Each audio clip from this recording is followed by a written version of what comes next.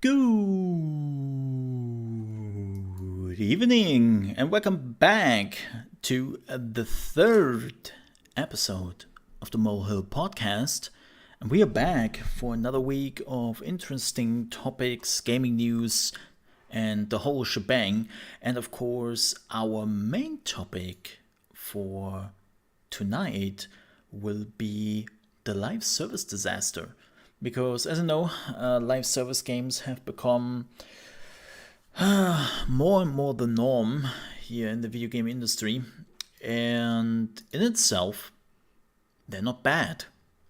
Inherently, live service games are not bad. But we see more and more games just taking the whole concept and running it against the wall over and over and over again without even understanding what the hell they are doing, why things are going wrong, and the only thing they have in mind is, well, I made a live service game. And I was like, yeah, there's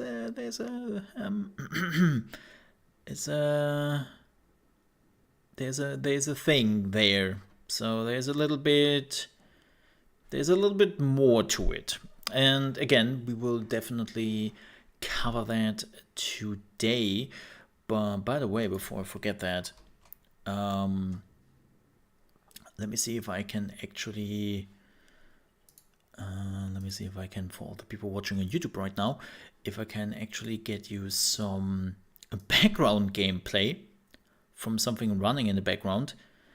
And then we would just that do their thing. Can I just point out that all my videos are getting immediately limited on YouTube when it comes to advertisement, because I think I have podcast or something in it. And if there's one thing YouTube doesn't like, because it thinks that, oh my god, you might actually discuss political things. It's just about gaming. And it's like, oh, thanks YouTube. Thanks YouTube for totally not understanding the difference between a gaming showcase and a gaming talk show and a political one. So basically what I would have to do is I would have to take talk show and podcast and all that out of the banner and then pretend that, I don't know, I'm doing whatever. And welcome in, folks, for everyone joining. Just one last thing I have to do. Technical difficulties right at the beginning. Let me do that very quickly here before I forget it. Let me go into live streams. And then let me do some setting stuff super quickly. I promise I will be quick. I swear.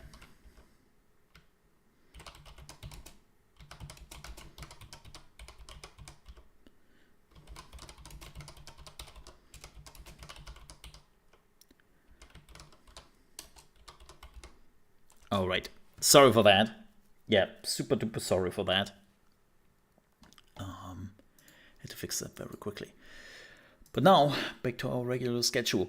So that will be our main topic for today. We are not talking about it yet. We will get to that.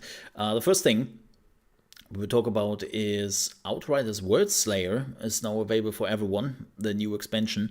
Unfortunately, I didn't have the time to look into it because, well, the expansion opened up when I basically prepared for the podcast. So didn't have the time for it to look into it. I will do so tomorrow in my stream at 8 a.m. ET, and also this evening I will probably play a few hours with a buddy of mine with a different character. So yeah, that's what we have planned for World Slayer, and that's it with video games this summer. Well, not quite. Depends on what you're looking for. At least for me, I still have Cuphead coming up, so we will definitely play some Cuphead when it comes out in 2 days. But that really is it. I said it this morning in my stream that we have now reached Death Valley of video games. Like we have 2 or 3 games left this week, and then afterwards we will not see any video games till mid-August. And it's like, yeah, okay, well, that sucks a bit. Like it's every year, it's the same problem. It's nothing new. It's nothing unsurprising. I still don't like it. But yeah, we are finally have reached now the zenith of the last games coming out, and then everything slows down. This leads me directly to my next topic, which is kind of intertwined with it. I would take a holiday break. I would take a vacation. On the 15th is my last streaming day, and then I would take a vacation. And then it will not be seen till the 1st of August. So that's 2 weeks where I will not have anything going on. There will be no podcast in the time. Maybe I do a podcast. We will see. But I don't have any plans to do a podcast. I don't have plans to like make any videos really. There will be 1 or 2 videos in between, like just some quick ones before YouTube is like, you didn't do any content for 2 weeks, so I thought you were dead, and I took you out of the tracker, right? Like after 2 weeks, you were basically dead. I was like, what? No, I just took a vacation. Oh, well, not my problem. So it's like, oh, absolutely annoying. But yeah, I don't really have any plans to do anything. The only time where I might come back for some streaming on YouTube or Trovo, I don't know yet, might be if Warhammer 40k Darktide has a beta coming up. Because I'm a bit surprised that Darktide is releasing in September and we didn't have a beta yet. So it's a bit like, okay, well, I wonder when they're doing it. Maybe they're doing it in August. The game is coming out in September, and if they want to do like an open beta thingy, then it would be probably in September to keep the people hyped. But yeah, we will see. If the beta happens in my vacation, I will return. That's the promise I can give you. But what else? I mean, speaking of Warhammer Darktide, I was pretty okay-ish with my first Warhammer Darktide Imperium lore video. It's alright. It's not crazy. It's not a good, like, if I'm looking at my Warhammer 40k lore video, the first one I did, like the video is dead. But the numbers we got for it is actually kind of okay. In like the testing I wanted to do, I was also not 100% happy. Like the flow of the lore video can go a little bit better and all that. And I hope that for the next video, which is probably coming out on Thursday, tomorrow or Thursday, but I think more Thursday, is the Inquisition video. And I think I already have a much better flow when it comes to explaining the lore and explaining the details of the different factions, and it's much more focused. I think the biggest problem with the Imperium of Man was that you have so many things, and I really had to think about, okay, what do I want to put in, what matters, what doesn't matter, because the whole topic is so broad, and there's so many factions and so many things you have to look out for that you were just like, So what can I do to not make this video a 40 to 60 minute video talking about the Imperium of Man, right? And so this is what gave me some pause when it sometimes came to like the flow of the whole video. Again, it was a first testing balloon. Was kind of happy with it, and I think I will be much better with the Inquisition because it's a much more focused video. right? It's a much smaller, lower faction or fraction actually. We will focus on. So I'm looking forward to that. I think it's good. Like this is actually a video where I can say to myself, I'm kind of proud of what I did. Right. Speaking of kind of proud, if you have missed it, the very first episode of the Molds Hall of Fame is available on patreon.com/chaosmo. And for the second tier, yes, you have to be a second tier user when it comes to the Molds Hall of Fame, where I'm talking about video games which have been very important to me, right? And the very first episode is about Metal Gear Solid, not the whole series, just the very first game, because there's so many things which, if you're looking at it, Metal Gear Solid established when it comes to story-driven action games. Like they did so much for the genre at the time, where other games were completely lackluster in that regard, right? So yeah, super proud of that. And again, you can listen to it on the Patreon, and you can watch it there. Now you might say, but Mo, don't get me wrong, dude, but I don't really have the money for the tier 2. Or it's not too much worth it. Good news. Good news. Of course, the whole video will become available 2 weeks later on YouTube.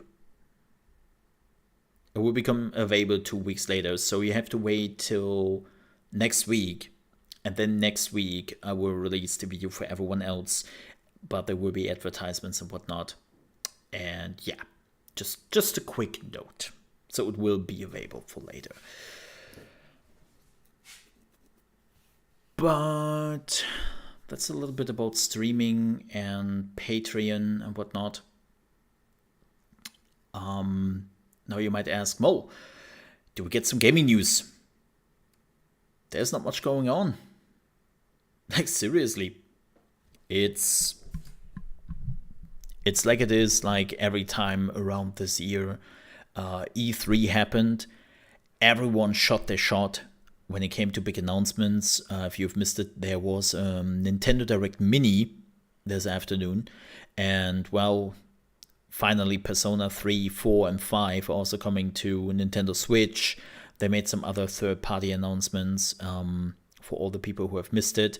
I also uploaded a video from that Nintendo showcase with the very first gameplay impressions of the return of Monkey Island. Yes, because that was there, and I didn't expect that. I didn't expect that at all. But apparently, the return of Monkey Island will also release on consoles first on Nintendo Switch. So PC and Nintendo Switch are getting the game first, and then everyone else. But they also showed the very first gameplay of the game. I think it was about like 4 minutes, 2 minutes something, and then 4 minutes the whole thingy. Just look at my reaction video. Was pretty happy. I know that there's already a pretty big controversy on the art style. Like I know that some people were like, "Oh man, the cinematic trailer you have showed us, not so happy about it." And now the gameplay looks, well, probably worse for those people. Like it looks very much like what was the game they did years ago? Double Fine made the game where you basically played the two timelines or two worlds. Edge of Tomorrow? No, not Edge of Tomorrow. Tomorrow Edge. I always forget the name. People are already pointing out that is like the art style they're going for, and they're not really happy. I was like, Broken Age. Thank you. Thanks, chat. Me and names. You know me. It's horrible. Absolutely horrible. Thank you. But yeah, people got very much reminded of Broken Age when they saw the art style, and they were not really happy about that. I have to say, I really enjoyed the art style. I know it's different. It's, I will be honest, I would have probably loved it more if we would have just gone for the Monkey Island 3 art style, like the full on American comic art style. But that's not what Ron Gilbert and crew wanted to go for. So, yeah, I mean, it still looks okay. I can still vibe with it, for sure. I can totally still vibe with it. And it's like the voice actors are back. I was happy to hearing Guybrush Threepwood talking again. Same goes with LeChuck and all that. Like I could finally hear the characters again, and I heard the voices, and I was like, yeah, yeah, those are the Monkey Island voices, all of them. Awesome. Like sign me up. Freaking amazing, right? So I'm okay with that. So that was pretty neat. That was pretty neat to hear. But as I said, besides that, there's not much going on in the gaming industry right now. It's the dry season, as we call it. It's all just dried up till August, and then in August everyone will be back, which is why the reason why I actually take like a vacation, right? Like I take a vacation, and that's the reason for it. There's nothing going on. It's the same reason why I'm now also take a vacation between Christmas and New Year, because there's nothing going on gaming wise. Like everyone is just holding their winter nap, right? And you just wait for things go back to normal. But then, as I said, August and September is already packed. Like I looked at August, I think we had like 6 games I want to check out in August, and then September was like I think 7 or 8 games, and I'm like, oh no, no, no. And then you think, okay, you were done with it, and then October is just coming around, and you give up. Like same procedure as every year. It's yeah, it's the season, all right. Also interesting. So let's talk a little bit about hardware. I know this is not necessarily like gaming talk, but as a PC gamer, and somebody who is building his own PCs, but even if you don't, hardware is a quintessential part you kind of have to know about when you want to keep your PC up to date. Like even if you're just buying a full system, right? You have to kind of know what's in that system. I know that there are some people who are just buying the most expensive XP and call XP PC and just call it a day, but that never really works well for a long time. So yeah, let's talk about hardware. So hardware is finally going down, which is so fascinating to see, especially because everything else in our life is going quite expensive as of late. Inflation and all that. It's not cheap, but then hardware is just plummeting, which means the hardware was far too expensive for far too long. And I'm really happy to see that. Like you can actually get now an RTX 3080, like the 10 gigabyte variant, not the 12, but the 10 one. You can already get for like under $800. Like I've already seen a gigabyte for 750, which is like, oh well, will you look at that? And those are the new ones. Keep in mind, they are still like a lot of like used GPUs from the miners. They're now trying to like repurpose, resell all the cards they're not using anymore. And I would be careful with that. Keep in mind that those GPUs were running for 2 years all the time, even though they are running under voltage. So when people are overclocking a GPU, miners are actually doing the opposite. They're underclocking them. Now, of course, that's pretty good for the GPU, but still having a card which is running 24/7 for multiple years, I don't know why. I just have a personal grudge against buying reused hardware. I don't know why that is. I never had a bad experience with reused hardware or secondhand hardware, right? But I'm always like kind of against it. Again, personal preference. But you can actually make some pretty good deals right now if you're going to eBay or some other places. And apparently there are some of the 3080s which are going for like 600 right now or even lower. Because turns out there was a lot of GPUs just used for mining, but for nothing else. And now how many there was just becomes clear. I think that's the craziest part. Like, when always people were talking about the price tag on hardware and GPUs, and everyone was like, oh, nah, it's not the miners. Nah, man, no, it's not us. Like, we just have a few GPUs. Like, it's like chip production and all that. Like, it's not the miners.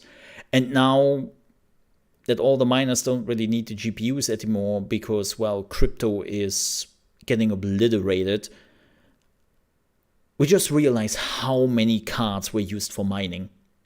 How many hundreds and hundreds of thousands of GPUs around the world were all just used for mining. We are just at the point to figuring that out.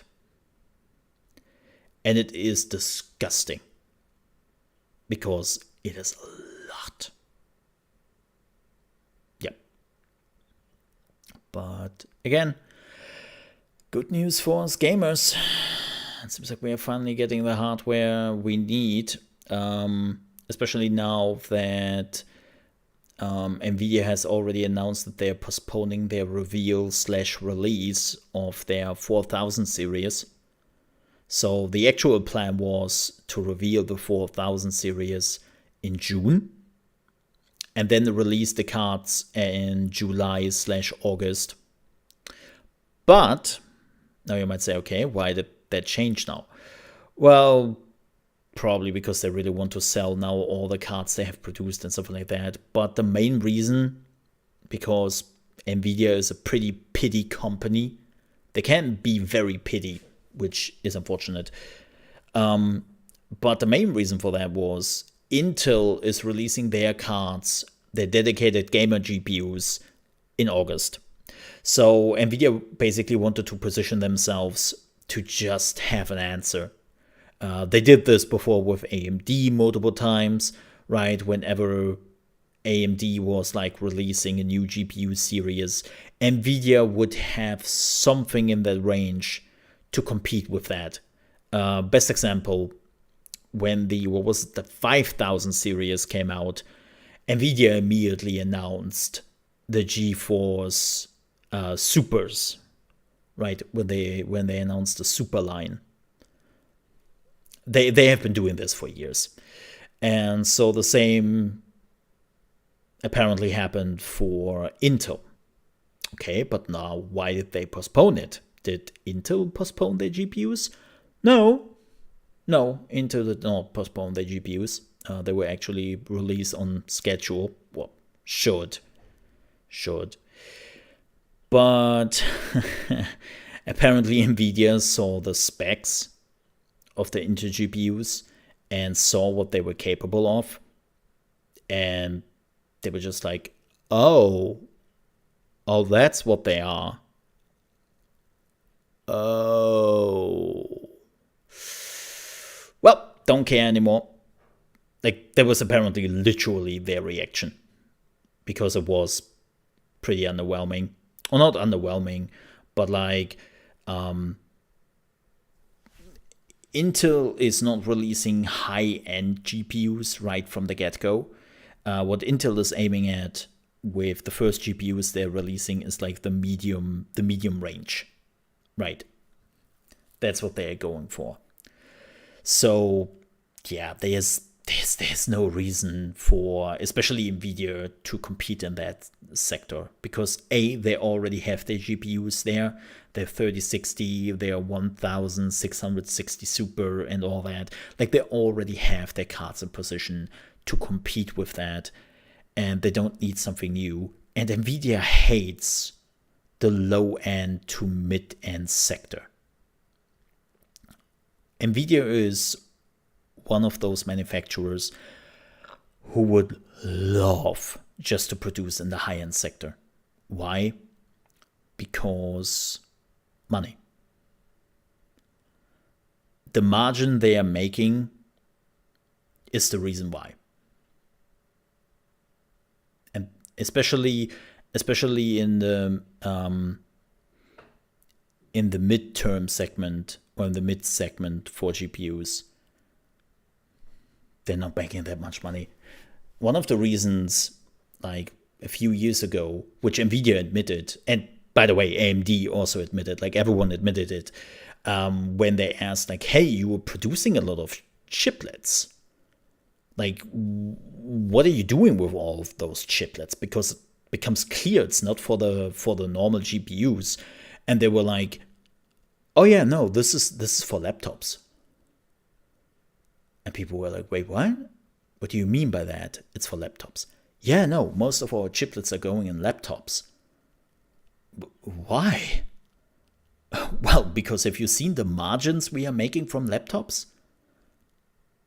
Like, laptop margins are apparently crazy for the manufacturers. So they're going for that. It's as simple as it gets. But with all that said, we are finally getting some good price tags now, and I'm pretty happy with that. Now, with that said, though, I don't really have anything else to cover, so let's go to our main segment for this evening, and that is the live service game disasters, or GaaS, as they're called. Games as a service, GaaS. Yes, it's always a good idea to call your business idea GaaS, right? Because everyone wants to be reminded of GaaS, because GaaS, always good. This is why they also called it not just games as a service, but live service games. Or one of the newest terms we are now seeing creeping up more and more often is shared world. Yes, a shared world.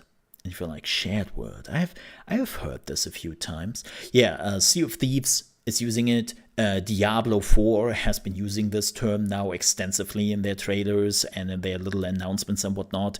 Like, it seems like publishers are pivoting to finding a new coined term which doesn't reek already. Because let's be real here, when you were hearing, hey, here's our new video game. Oh my god, this looks amazing. It will be a live service game. And now I don't care anymore. Okay, cool, I'm out. That is mostly the reactions people have nowadays for live service games, because we had just too many failures. Because the problem is, nowadays, you develop a live service game first, you develop a live service first, and then you think about the game. And we have now seen so many games just failing because of that. For everyone who is listening to this podcast, you cannot see it, but I'm running some Battlefield 2042 in the background, which is a live service game. We had Anthem, another live service game, which just didn't work out. Ubisoft is struggling with their live service games for quite some time now. Activision Blizzard, hello Diablo Immortal. We have to talk about that. Like, so many games, and we will go into detail of some of those games in just a few minutes. But the more and more you look at live service games, the more you realize there was a live service, and how you can basically keep the people playing, how you can keep people spending money on the game. This is what they are designing first in those live service games. And then they're just throwing the game in and trying to mash it together and make it somewhat work. And everyone is just realizing it doesn't, but nobody is listening when it comes to the publishers. But before we go deeper into that, let's go back. Where did live service games come from? Well, they're not new. Live service games have been out there for decades. They were not just called live service games. They were called MMOs, or MMORPGs, massively multiplayer online role-play game, depending on what you played, right? That was basically the first step on the way to live service games. Those were the games where you would play online with thousands of people. You would pay a monthly fee, or it would be free to play later on, and then you pay for some other stuff. But you would normally pay a monthly fee of 15 to 13 bucks, depending on where you lived around the world. And that money would go into the server infrastructure, into service people taking care of you if something is breaking, and of course, adding more content to the game. And that was going on for a while, and then something happened. Something bad. Or something good, depending on who you ask. World of Warcraft came out. World of Warcraft came out in 2004 in the US, in 2005 in Europe. I still remember it is the 11th of February in Europe. I will never forget that day for various reasons. I had massive issues and things happening, and it was just crazy. But not a topic here, at least. It might be a topic for Mold's Hall of Fame at some point. But the reality is World of Warcraft happened, and the gaming industry just exploded and imploded for so many reasons. Tons of people who normally never played video games now started to video game. A lot of people who never played an RPG now started to play an RPG. And the game grabbed the attention of literally everyone. Shooter players, sport players, RPG fans, strategy fans, it didn't matter. People played this game. This is the reason why World of Warcraft at some point had over 12 million subscribers. Not players, but subscribers. And you just have to imagine what that meant for a lot of publishers when they heard this number. 12 million subscribers with about $15 per month. That was a huge number. There was so much money every month that a lot of publishers just said, we want in on this. Like, we want this. We don't care. Just make it happen. And so we saw tons of publishers who have never really dabbled in MMOs jumped into the MMO or jumped on the MMO train. I still remember Warhammer Online, which was this, like, again, I loved Warhammer Online, but Warhammer Online was this Frankenstein between Dark Age of Camelot and World of Warcraft, and it was clear that EA always wanted it to be another World of Warcraft just with the Warhammer license. And the creators, Relic? No, it wasn't Relic. Who is it? God, what was their name? I have the logo in front of me. It wasn't Relic. What was the name? Damn it. Names today, I tell you. However, the creators of Warhammer Online were pretty much looking for the PvP thing. PvP was their thing they did with Dark Age of Camelot. But it wasn't just new MMOs, it was also older MMOs like EverQuest, Star Wars Galaxies. Those are all games which looked at World of Warcraft and they did go, oh shit, why do we not have that many players? We have to make changes in our games. And so literally every online game became a carbon copy of World of Warcraft when it came to gameplay. Because it was just this gold rush of video games. Of course, there was also a game which completely failed at that, Final Fantasy XIV, years later, which tried to be so different that it was completely outdated. But every publisher wanted to get in on the MMO craze. And they failed. Most of them completely failed. Because they didn't ask themselves the question, should we make an MMO, and does it make sense to actually have an MMO? But they were just like 12 million subscribers, €15 per month, ka-ching! And they saw the money signs in their eye, And then when more and more publishers failed, they were literally stomped. They were like, we did something wrong. Shit. What can we do? Like, it seems like we are not made for MMOs. MMOs are too expensive. Like, really, really expensive. What can we do? And then something else happened.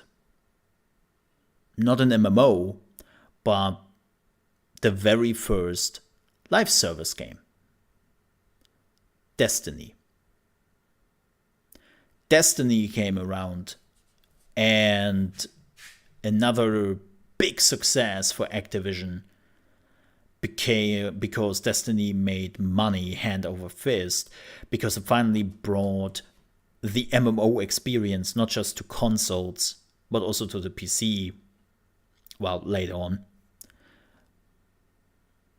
But it brought that MMO experience to consoles, and it did that in a much, much smaller format, right? You only needed 4 people for your fire team. There was a story there.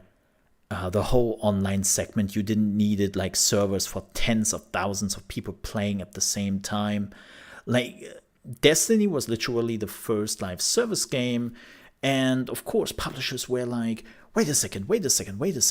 What are you doing here? So this is not an MMO. No, it's a live service game. Okay. And how do you make money? So you were asking $60, then you were asking like $40 for all the expansion, and then you have what? Free-to-play aspects in there? Yeah, like everything else basically costs money in the game. Whoa. And the people are okay with that? Yeah, pretty much. And so, like, all the publishers saw like the money again, which could be made here, and they were like, we have to get in on those games as service. So we saw a lot of like Destiny clones coming up, which really work out.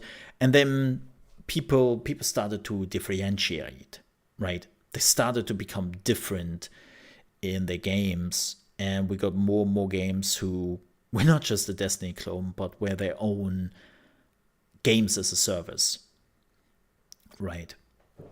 And in itself, I talked about this before,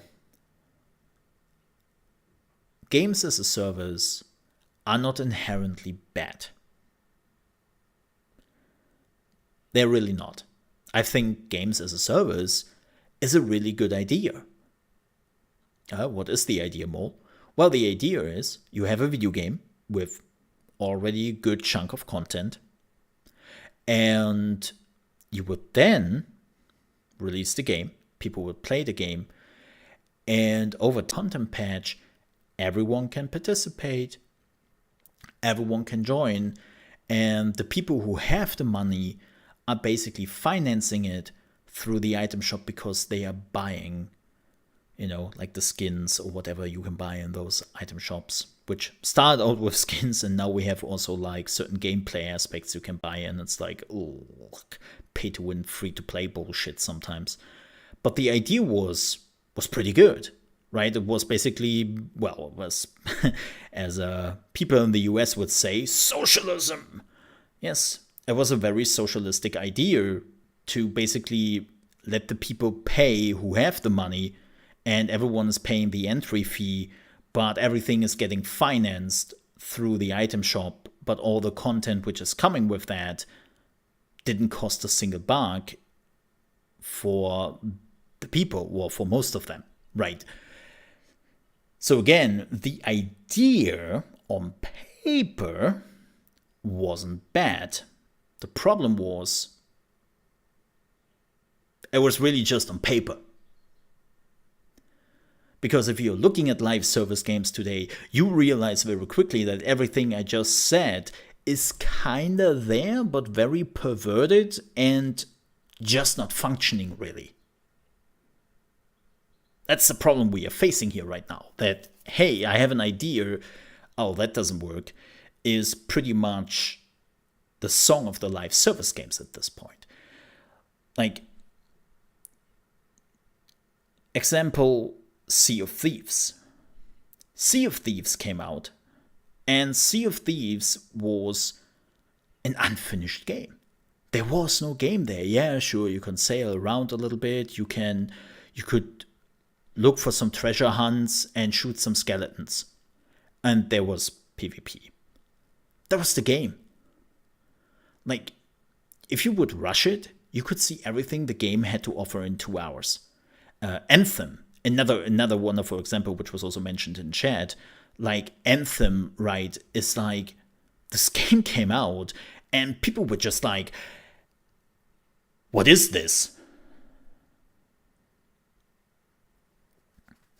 What is this? Like, literally. Right? Like, there was no content. And Battlefield 2042, there are barely any weapons there, barely any maps. Everything feels weird. Like, the gameplay itself isn't great. And you got more and more of those problems of just releasing games which are not even in alpha state, because most of the gameplay elements are missing. Like Sea of Thieves, right? When you're looking at Sea of Thieves right now, it's an amazing game. There's tons of content there. They're adding more and more content to it. Like, Sea of Thieves is a really amazing game right now. But when it started 3 years ago, it wasn't there. So for all the people who actually paid $60 and who also bought items through the item shops, didn't finance new content. They were financing the content which was still missing. And we see this more and more, where we are just getting unfinished games. And, well, you sometimes ask yourself, why would I put any money or extra money into a game which doesn't even have the content games had previously? And somebody mentioned Skull and Bones. Well, Skull and Bones will be a live service game, and for everyone who's looking for Skull and Bones, Skull and Bones is having a reveal on Monday, this upcoming Monday. Yep. There will be a release date and gameplay, but it will be a very different game from what it was previously. But yeah, Skull and Bones, another live service game where apparently the service was the first thing they developed, but the game was absolutely missing.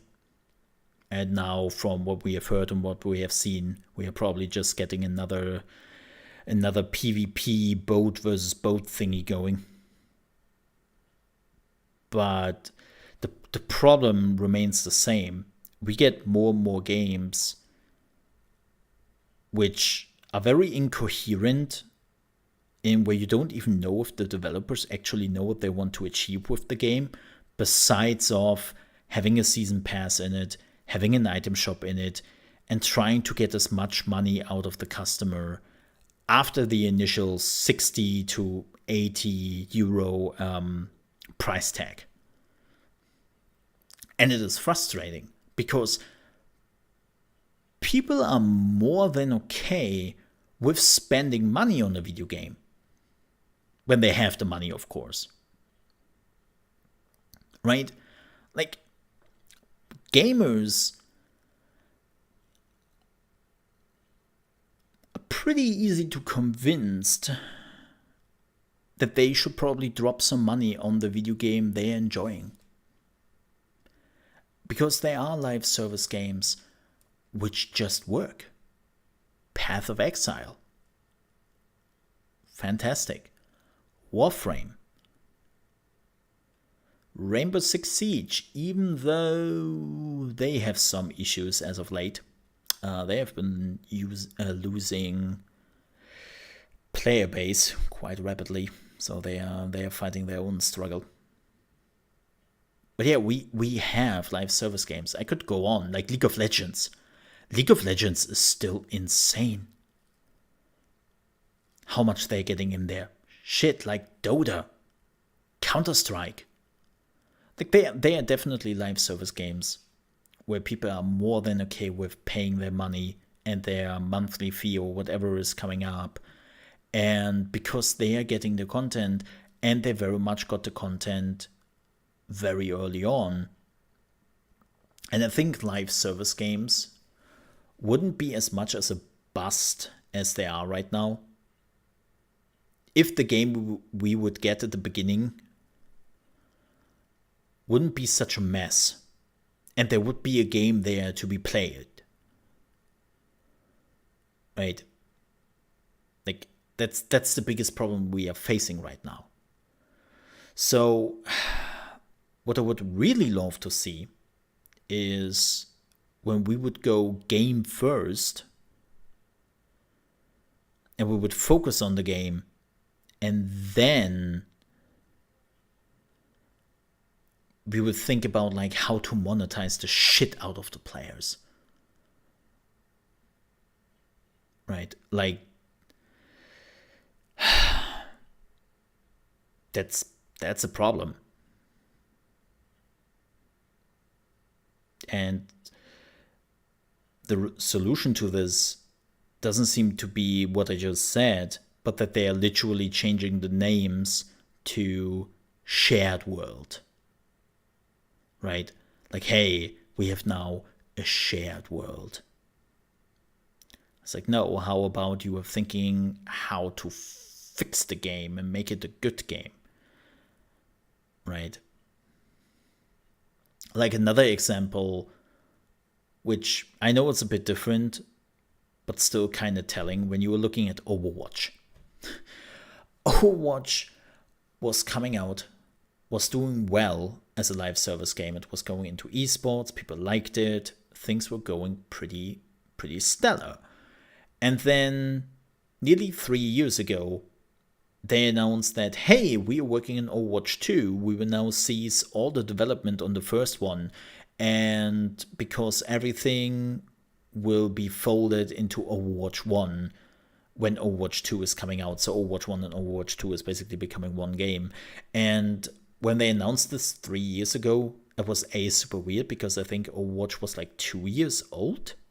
And it felt like, wait, what? New Overwatch? And then it also sounded like as if Overwatch 2 was pretty much around the corner.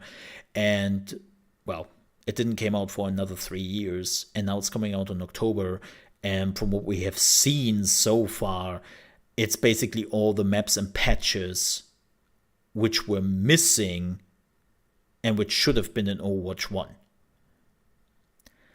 I was like, yeah, see, that's the trust issue you're starting to get with live service games. Like, you were at the point where you were asking yourself, why? What does this achieve? Like, I don't. You sometimes feel like they're pulling your leg. They're pulling your leg with what they are doing. And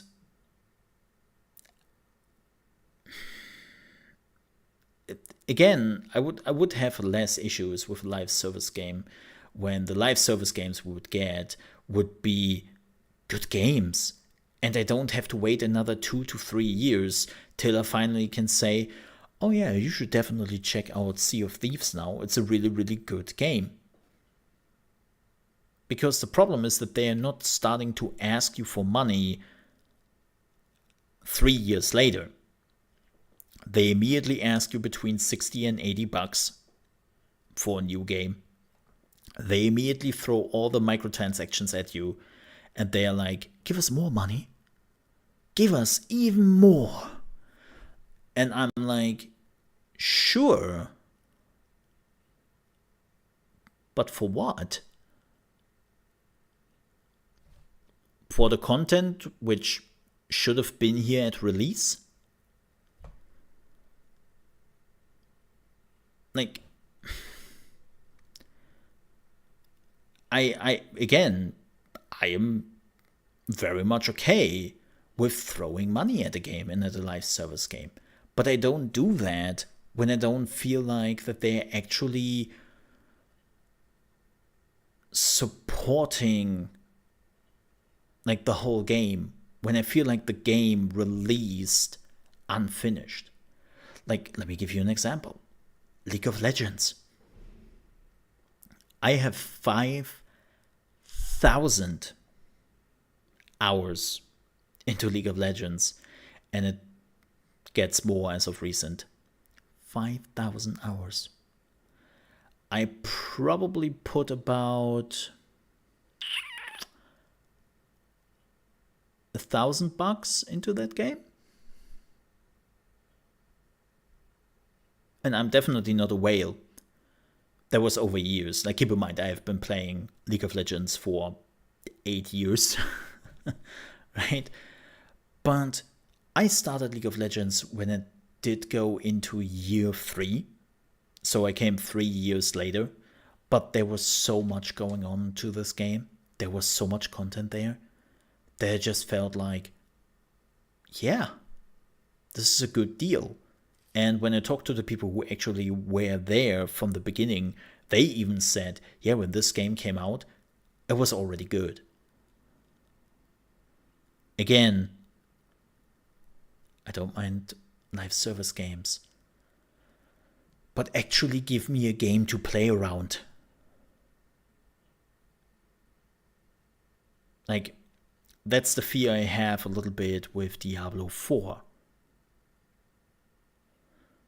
Right? Diablo 4 will be a shared world. It's a live service game. They just call it now different.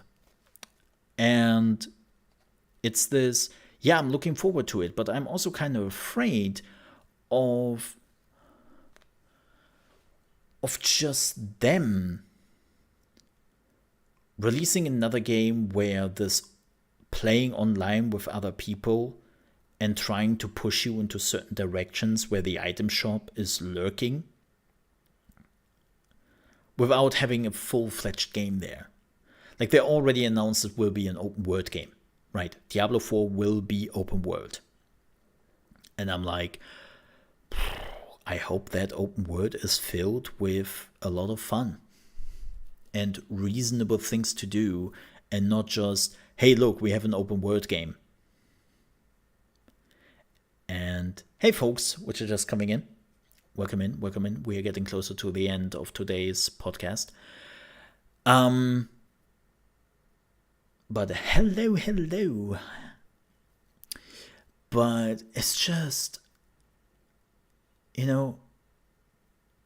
give me the game,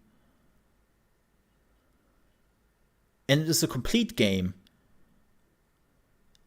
and I know I will have fun with this game, and not wait for the next 2 or 3 years to finally get the game which should have been there on release.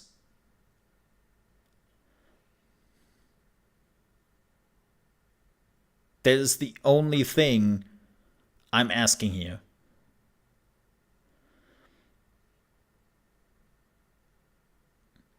Like, that's what I want.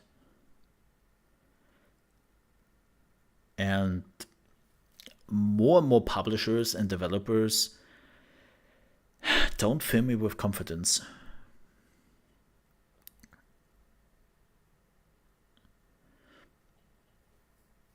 Yeah. Oh yeah, somebody else mentioned Smite. Um, I have to say, for Smite, it's a bit unfair to compare Smite because I have a developer account. Thanks, Iris. I have back in the day when Smite was still in the alpha/beta, they were giving out like developer accounts for content creators, right? Because they were just happy to take on the people. And so, like, my account has all skins and all characters unlocked. So I cannot really put in a comparison, but I put hundreds and hundreds of hours, if not even over 1,000 of hours in a Smite, right? Because when it came out, like, even in the alpha and the beta, I remember when in the alpha or beta there were only like 6-7 heroes or something available. But there was already so much to do, and it already felt so good that I never felt like bad of putting so much hours into it, and I wouldn't have felt bad to put also like money into it. Like, that's exactly the point I'm trying to make here, folks, is live service games are not inherently bad. I think there could be a solution to a lot of problems we are sometimes facing when it comes to content creation and giving content out to the different player bases in video games, that they could fix a lot of those issues, at least on paper. But a lot of the time, the greed is taking over for some companies, and we have then other issues. One thing I definitely want to point out, and this would be the last point before we are wrapping it up here. I mean, let's be real here. When you are looking right now at the economy and all that, we might actually get closer to a recession. Some people might actually say we're already in one. Like, it doesn't look too pretty right now, for whatever the reasons are. That's not really my point here. My point is that the gaming industry has now, or a lot of publishers have now managed to make microtransactions from item shops of their live service games their main source of income. Ubisoft, EA, Activision Blizzard, we know that sometimes 60 to 80% of their annual income is just through live service games. It's not like selling those games anymore. It is what they are spending on the item shops. And it is a lot. Like, right now, it's a gold mine. But I can also tell you the first thing what will happen when people feel like, oh shit, there is a hole in my pocket, right? There is like a little bit of money issues here and there. They will cut down on the things they don't need. And microtransactions will be the first thing they will cut down on.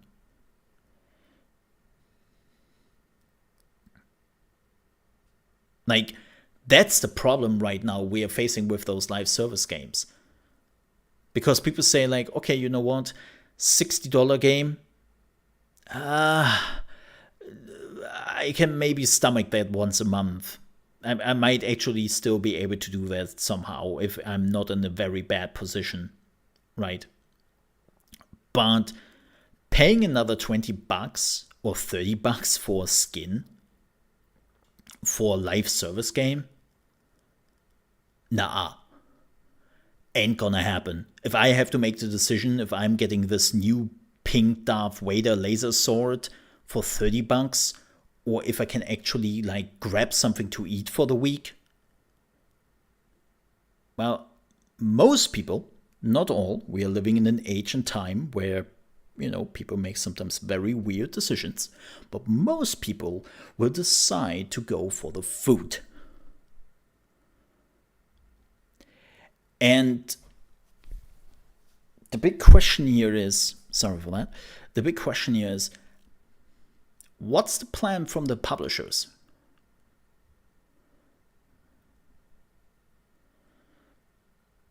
What's the big plan? And if you say, well, then they will lose a little bit of money, what bad can happen? I know we have to talk about this, and this will probably be another podcast at some point, but keep in mind, we once had to happen a big publisher dying. A mass exodus of publishers happened in the early 2000s. Like when I'm telling a young gamer nowadays if they have ever heard of Acclaim, Midway, Infogrames, Microprose, and so many other publishers, they're like looking at me with, what? Who? Never heard of them. What is that? I was like, yeah, they were the biggest publishers in the 2000s. And they died overnight. Or they got eaten up by the new publishers like Ubisoft, Electronic Arts, and so on and so forth. Like, they existed. And they had big games. Like when I tell people Microprose, they think I'm talking about an indie developer and not the people who made Transport Tycoon, XCOM, Civilization. Yes, those games. And then I think it was Civilization 3, which didn't sell well enough. They put so much marketing in there. They put so much money into the development. Civilization 3 just fell flat. And they were near bankruptcy. They were hurting so bad that they had to go to Activision. And were like, hey, how about we are making you a Civilization, just being called Call to Power, and you give us some money for that? How about that, Daddy Activision? And Activision was like, yeah, okay, but we have to see how many units we are selling under that. And well, it wasn't enough. And then Microprose overnight was going out of business. And again, they have so many other developers and publishers who just died overnight because, well, development of video games is expensive. If you are a AAA studio, totally, it's very expensive. But if nowadays, especially also with the amount of PR investment, your game is selling well, but it's not making enough money through the item shop afterwards, we could end up with publishers, developers just disappearing overnight. Like, I think there was a reason that Square Enix was like getting rid of their single player development studios because they wanted live service games, they wanted Bitcoin and NFTs. And sure, you can laugh about that. I'm laughing about it because it was a dumb decision and it will cost them very deeply. But the idea is pretty clear here. Square Enix was totally understanding that just selling a video game nowadays is not making them enough money to continue this. And they are looking desperately for other means of income. So I know this will be another episode of my podcast, but like economic downfall seems to be around the corner very much from what we see right now. And it will be very interesting to see how the gaming industry is or is not getting hit by that. And I think live service games, especially live service games which are not working out, which are not making the money for them, could be more risk than a safe investment. Not just because the gameplay is not there, but also a lot of people will cut down immediately on microtransactions when they're hurting for money. And so I have the feeling that live service games might actually go away or transform themselves quite a bit over the next 1 or 2 years. Yep. They were, I think, a very good idea. And in the end, a horrible experiment because sometimes greed took the better of the publishers. What is coming after that? Well, probably some Web3 pay to earn, work to earn, NFT bullshit. I'm pretty sure we will see that a little bit coming up. But I don't know. I don't know. I seriously do not know. And from what we hear from like publishers and developers, it seems like they don't know either right now, which is never a good sign, to say the least. Yeah. But with that said, folks, this wraps up the third episode of the Molehill podcast. If you enjoyed this episode and you're watching on YouTube, then I would appreciate if you leave a like. If you're also new to the channel, I would appreciate if you might subscribe to it, because we have a new podcast episode every Tuesday. And if you want to watch this whole segment again, or listen to it without any advertisements, then it will be available on patreon.com/chaosmole in just a few minutes after we are done here. So if you want to support me there, you can do so in the link in the description. Like, just go to patreon.com/chaosmole, and again, you can directly support me.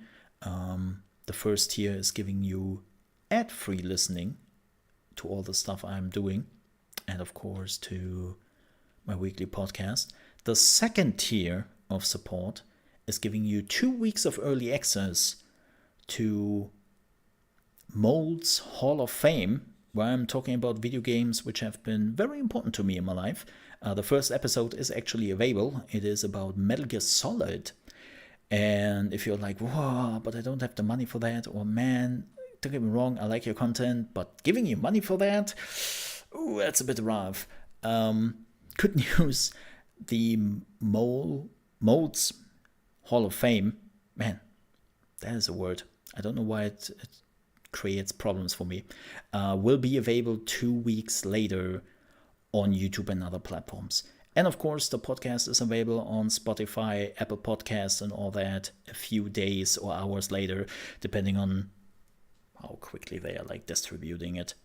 And then the third tier is also giving you access to the Mole Watchtower, which allows you to also set up some topics in the podcast, or even some of the games I will talk about in the Mole's Hall of Fame. So if you want to check that out, again, patreon.com/chaosmole. And I would appreciate that. With that said, folks, we are done for today. Thank you so much for watching and for listening. I will now jump into Outriders World Slayer, which just released their big expansion 1.5 hours ago. We will check it out tomorrow in stream. Thank you very much, Square Enix, for the key there. I do appreciate that. And yeah, I will see you tomorrow live on stream at 8 a.m. ET, which is 1 p.m. UK time and 2 p.m. Central European time on trovo.live/chaosmole. And then on Friday, I will be back on YouTube. So again, thank you so much for watching. I see you next time. Stay safe.